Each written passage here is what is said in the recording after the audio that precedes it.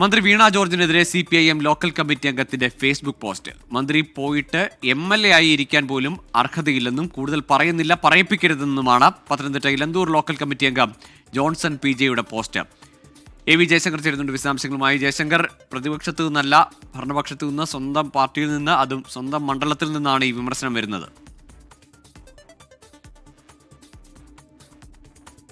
ആരോഗ്യമന്ത്രി വീണ ജോർജിനെതിരെ ഇപ്പോൾ CPMന്റെ local committee അംഗം കൂടിയായ ജോൺസൺ PJ ഫേസ്ബുക്ക് പോസ്റ്റാണ്. MLA ആയിരിക്കാൻ പോലും യോഗ്യതയില്ലാത്ത ആളെന്നാണ് ഇപ്പോൾ ഫേസ്ബുക്ക് പോസ്റ്റിൽ PJ ജോൺസൺ വിമർശിക്കുന്നത്. AV ജയശങ്കർ, പ്രതിപക്ഷമല്ല, സ്വന്തം പാർട്ടിയിൽ നിന്നാണ്, സ്വന്തം മണ്ഡലത്തിൽ നിന്നാണ് ഈ വിമർശനം.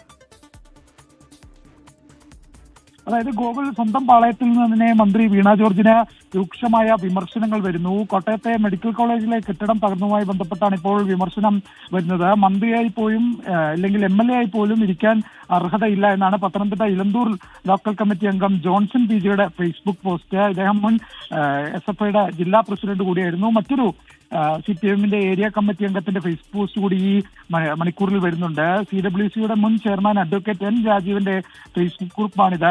കുട്ടിയായിരിക്കെ താൻ ക്ലാസ് പരീക്ഷാ ദിവസം വയറുവേദന എന്ന് കളവ് പറയായിരുന്നു. അങ്ങനെ താൻ പരീക്ഷകളിൽ നിന്ന് രക്ഷപ്പെട്ടുൾപ്പെടെ പരിഹാസങ്ങളോടുകൂടിയാണ് ഇത്തരത്തിലൊരു പോസ്റ്റ്. അങ്ങനെ ജില്ലയിലെ 2 CPMവുമായി ബന്ധപ്പെട്ട പ്രാദേശിക നേതാക്കളുടെ ഫേസ്ബുക്ക് പോസ്റ്റാണ് മന്ത്രിക്കെതിരെ ഈ മണിക്കൂറിൽ വരുന്നത്. എന്തായാലും ഈ കോട്ടയം അപകടവുമായി ബന്ധപ്പെട്ടാണ് ഇത്തരത്തിൽ ഉള്ള വിമർശനം. ഈ ഏറ്റവും ഒടുവിൽ പോസ്റ്റിട്ട ജോർജ് ഈ CPMന്റെ വളരെ പ്രധാനപ്പെട്ട പ്രാദേശിക നേതാവാണ്.